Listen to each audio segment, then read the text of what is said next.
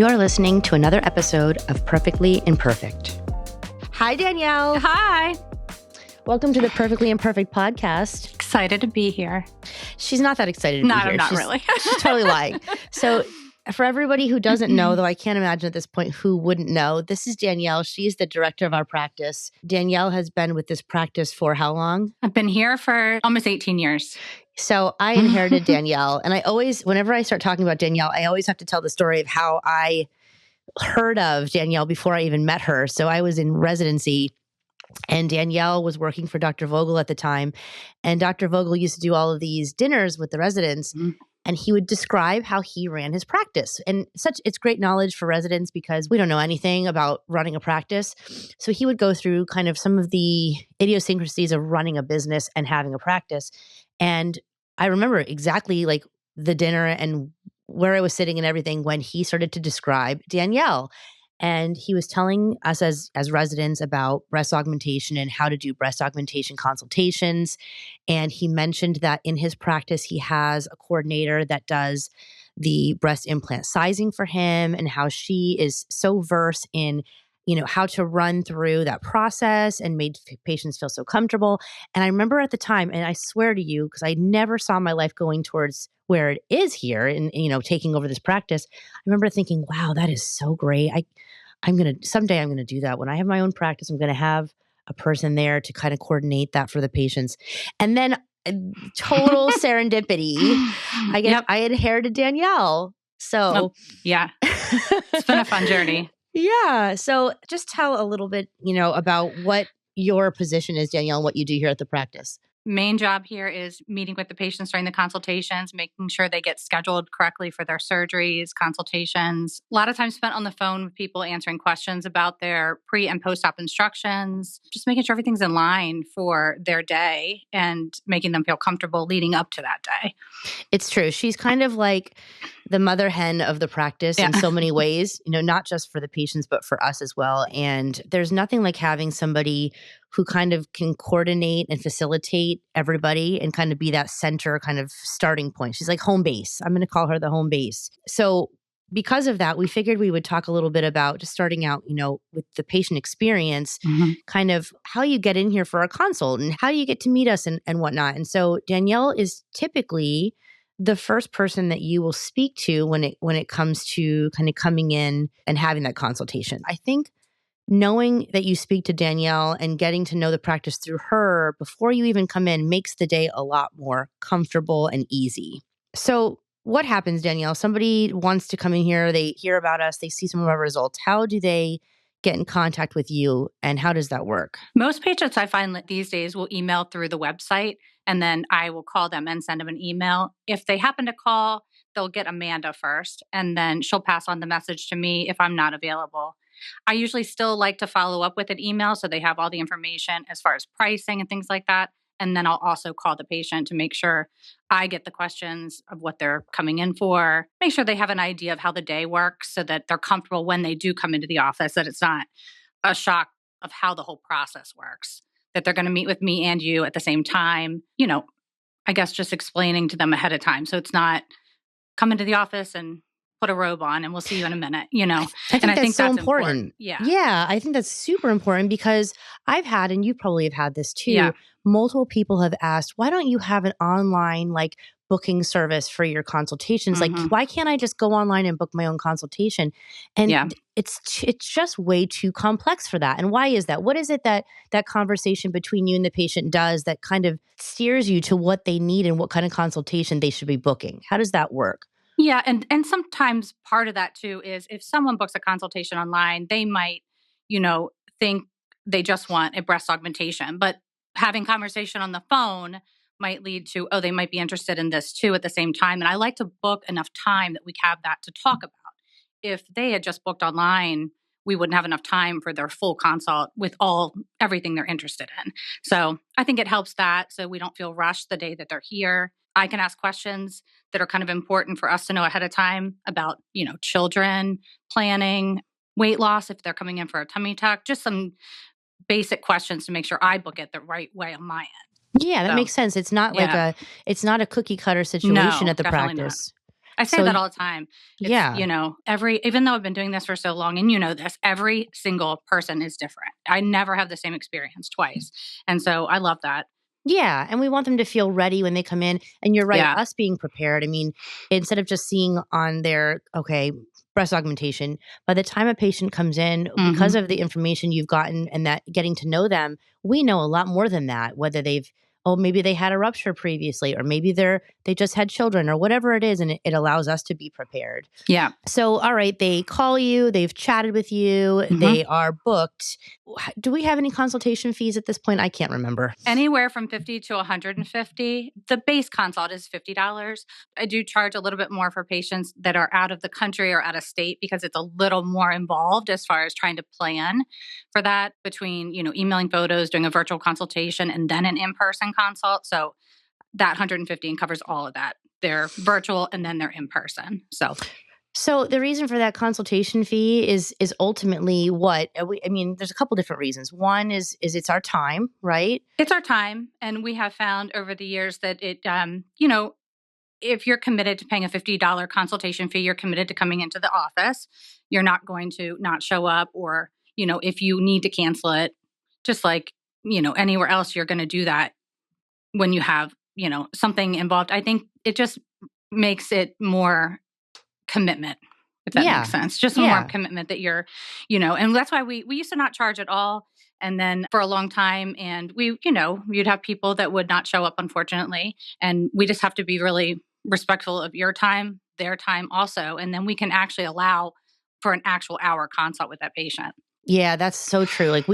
So when you come into the practice, though we book you, and Danielle's really good at booking the time we need, we are not rushing. We want to have enough time where we spend it. But like she's saying, if you're booked for an hour and you decide last minute you don't want to come in, that's an hour of our time, and somebody else doesn't get to come in today. So that's why we've decided to do that. Patients do ask, but I would also argue that most places these days, when you go to do your hair or any other places, will often do a cancellation fee. Yeah. And we have something similar, but we do ask for a fee, and we do feel like it's still important, and it really has worked out to our advantage, both for the patient and for us, because it means that we are serious about our relationship. It also means that Danielle won't book you if she doesn't think that you're a potential patient and potential, so she won't waste your time either. It goes both ways. So there is a fee for it. That is always subject to change, but that's what we do right now. So someone knows that they're coming in. Is there anything in particular that you like them to prepare when they're coming in? Any photos that you want, resources? Is there any kind of preparation on the patient's end? For our hair patients that are interested in hair, I do have them kind of send a photo ahead of time and gather some information about what medications they might be on, just in case they really do need to see Lindsay first for pre-treatment with PRP and stuff. So for those definitely out of the country, out of state patients, I have them send photos ahead of time. For general consult, usually encourage that if they have someone they want to bring with them, that a good idea, husband or significant other. That's really it. I try to do as much education for breast augmentation ahead of time with that packet I send them. Yes. To read ahead of time.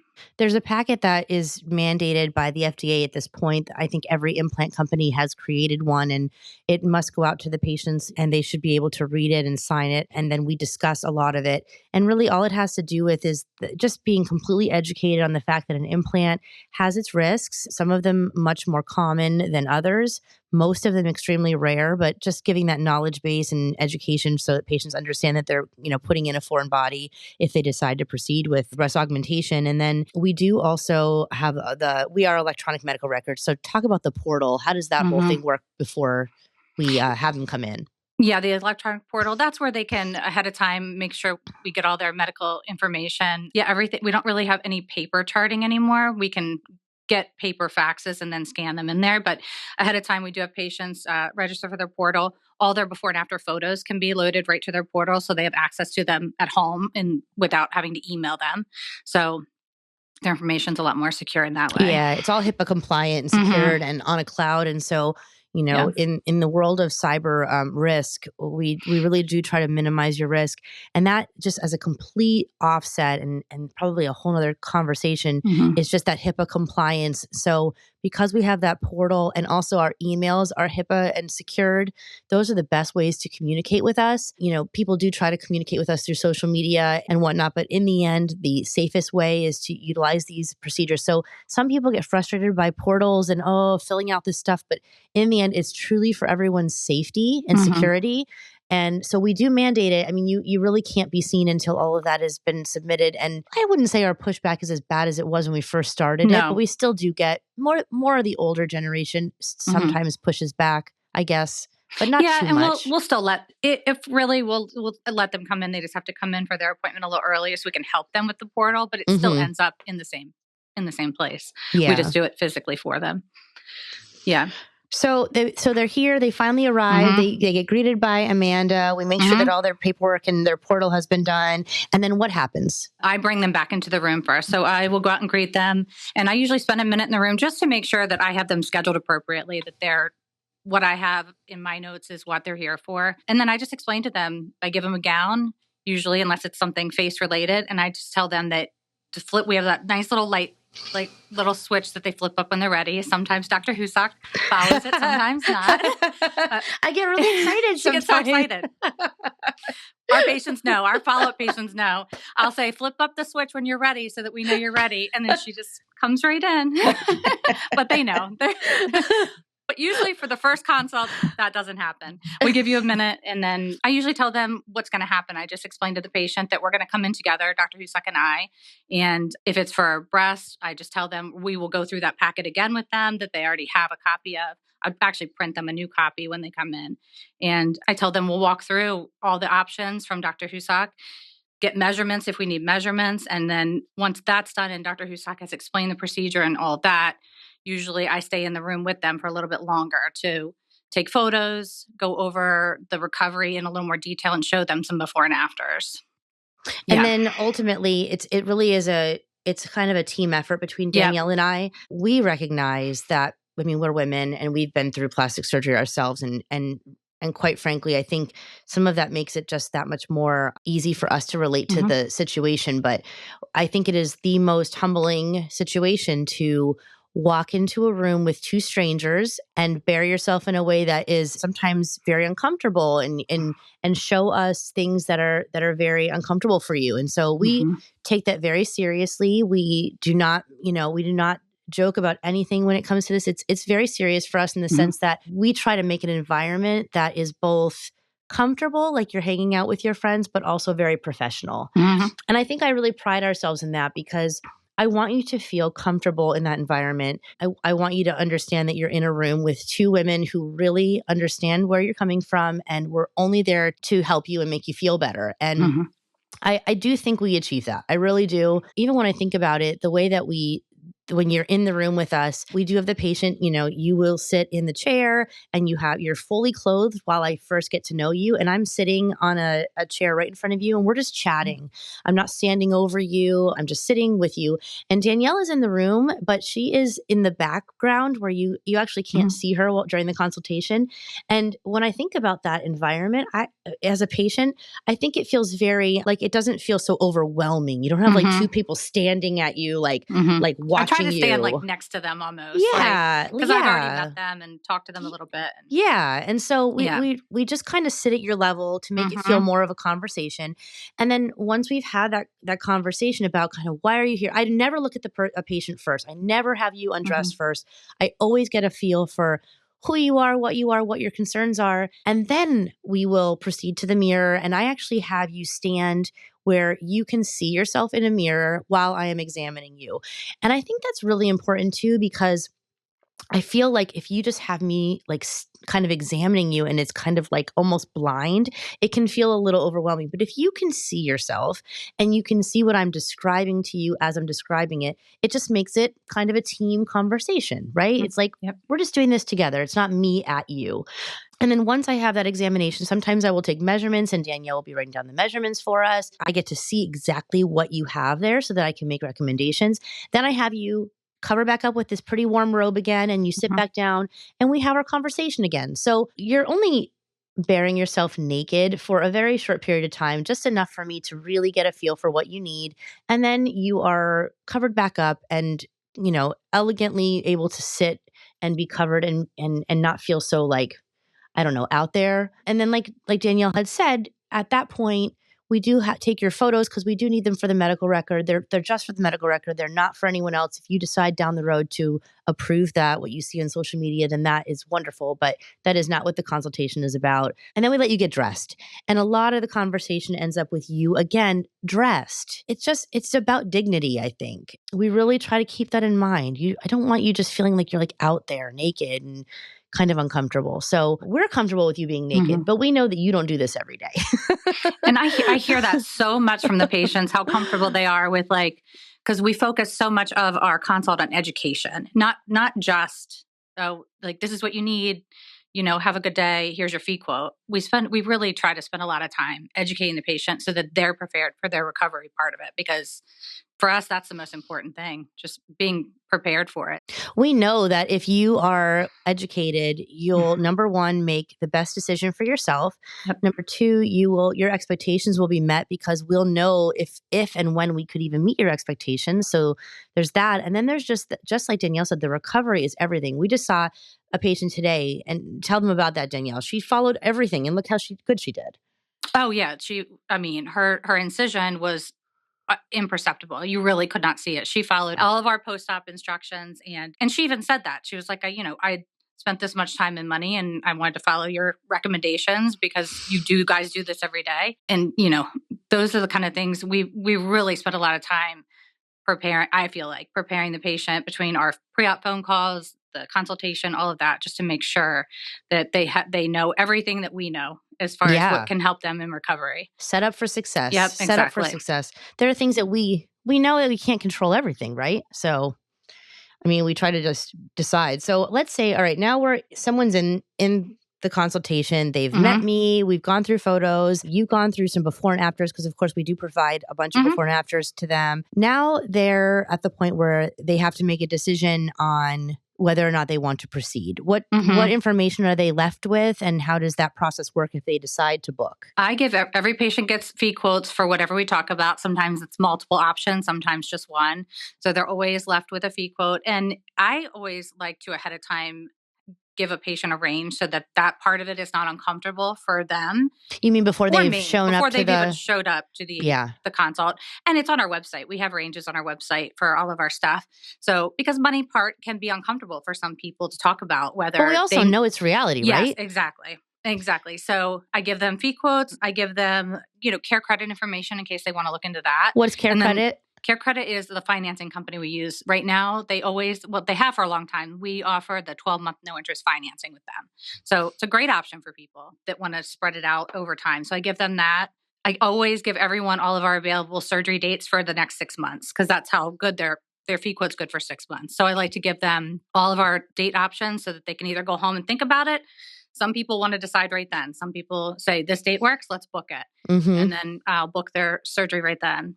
How do you hold your spot then? If they say, hey, I'm ready, let's do this. I always tell them if they're going to do the CareCredit route, then to fill out the CareCredit information on their website. And then they provide me their CareCredit number and I just hold it. And then I run it all at one time, 2 weeks prior to their surgery.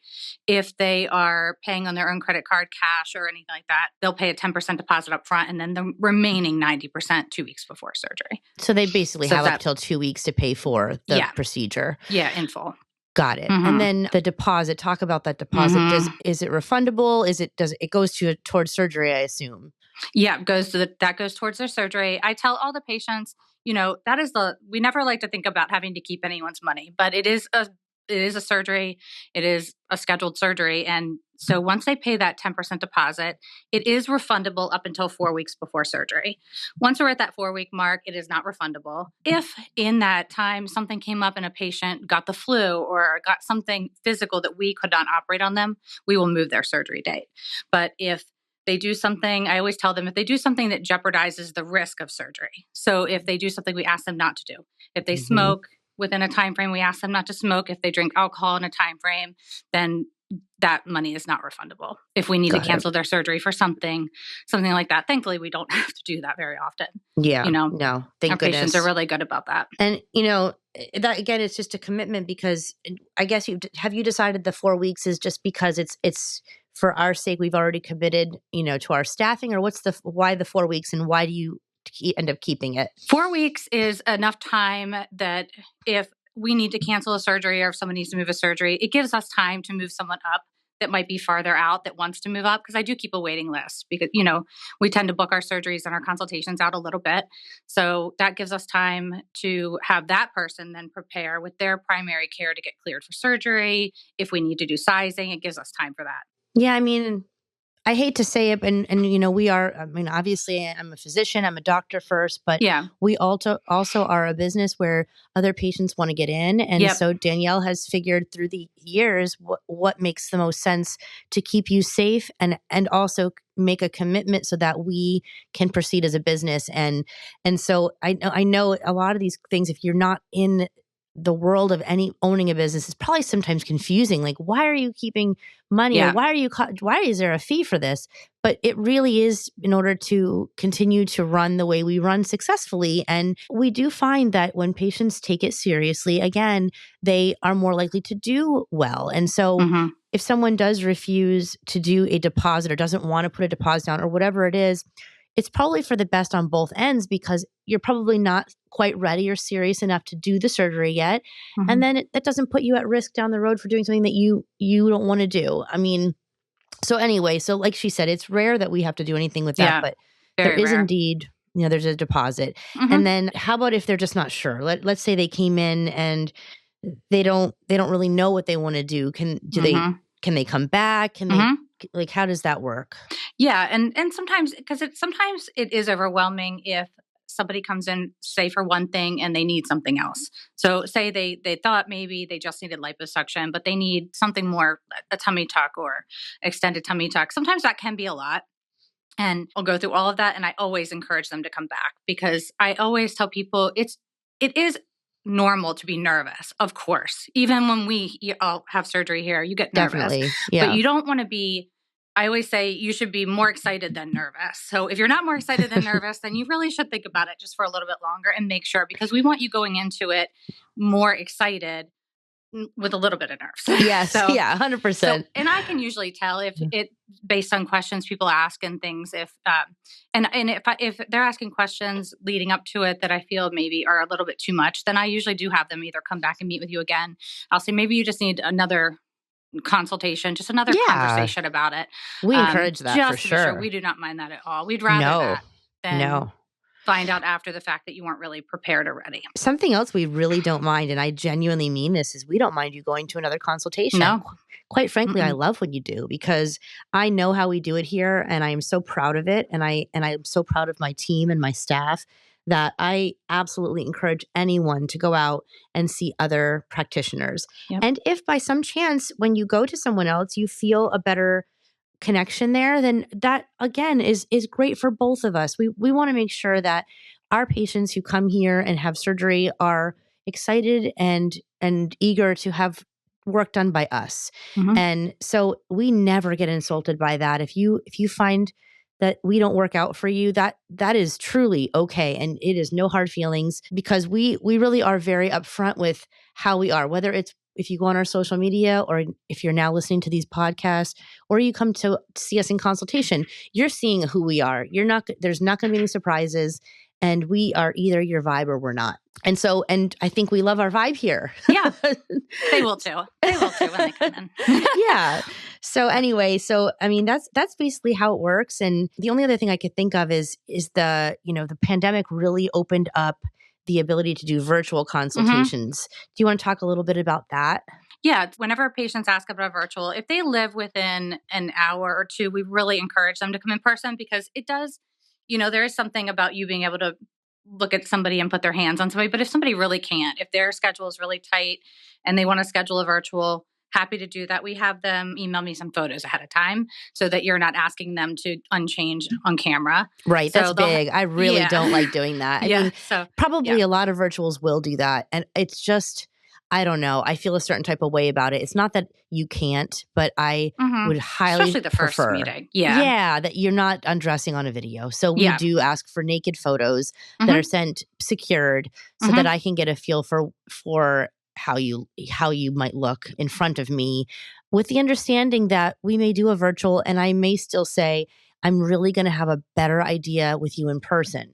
So many times we can make a surgical plan and we can go ahead with it. Sometimes I ask that you might come in person if you're international, which we do get. Since the pandemic and since social media, we do get international visitors to have surgery. The minimum I ask is that we meet each other the day before surgery. Yep. I have a certain feeling about you and I connecting in person the day I'm about to operate on you. It just doesn't feel quite right for me. I'd like us to have a relationship that stems beyond that day.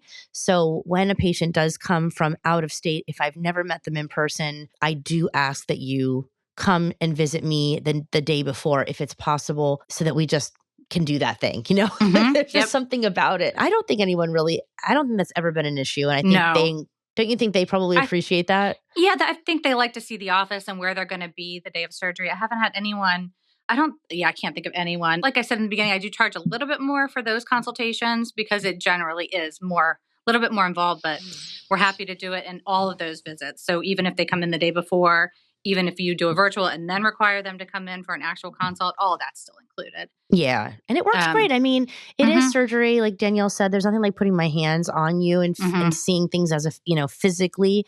But the pandemic taught us we could really do quite a bit doing it virtually to a certain extent, And all those patients, we end up doing virtual follow-ups that are that's easy for us. The follow-up part of it, as long as they're in town for, it depends, a week to 2 weeks for post-op care. Yeah, we do require some time to stay here. And then obviously it's an understanding if you are, consulting from far away, that if you have a complication, I mean, it will be your responsibility to get back here to me or to someone local. And that's just the downside, I would say, to doing something with a surgeon that doesn't live close. And I don't necessarily love that because I love always having my hands on you. That part of it is probably the part that I like the least. But if there is a complication or an issue where you need to come back to see me, you just always have to remember that it's going to be a little bit more complicated if you're from farther away. But we still stay on you, get you care, help you out. If it's so rare for it to happen, but if it happens, when you leave me, even if you live across the world, you're still my patient forever. So we do follow-ups and I stay on you and I make sure you're doing everything that you need to do because once I lay my hands on you, you're forever mine. Yep. We love seeing our patients too. We just do. So So we hate, at the end where I'm like, I've got nothing else. I guess I have to let you go. That is the hard part. I'm like, you want to come back for, I don't know, something? You want to come just hang? Yeah. Because a lot of people too, a lot of patients, because you know them so personally, they get to know a lot about your personal life as well. So they'll come in and ask about my daughter or things I have going on and how was your trip? Because you talk about things, You become family. So you do. You do. It's so cliche, but it's so true. I know. It really is. It is.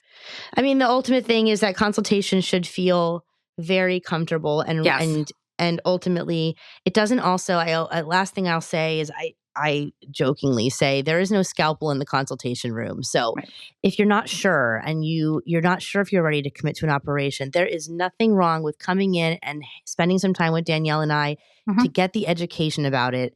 And it's not a commitment to have an operation. It is not.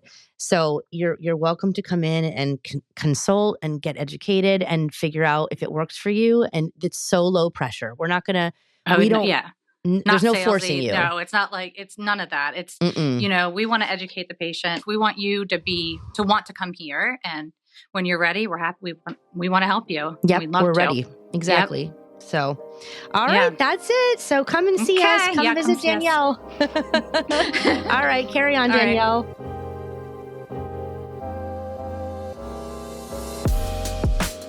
Perfectly Imperfect is the Authentically Human podcast navigating the realities of aesthetic medicine.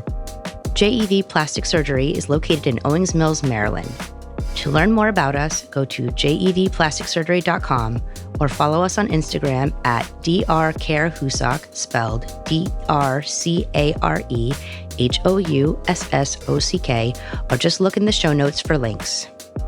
If you enjoyed this episode, please share it and subscribe to Perfectly Imperfect on YouTube, Apple Podcasts, Spotify, or wherever you like to listen to podcasts.